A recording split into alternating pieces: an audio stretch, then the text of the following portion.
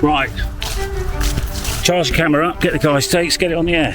Right, we're losing the light and I'm losing battery. Well, I've got my holiday coax here, which is far too much really. It's about 35 metres, about 100 foot or so.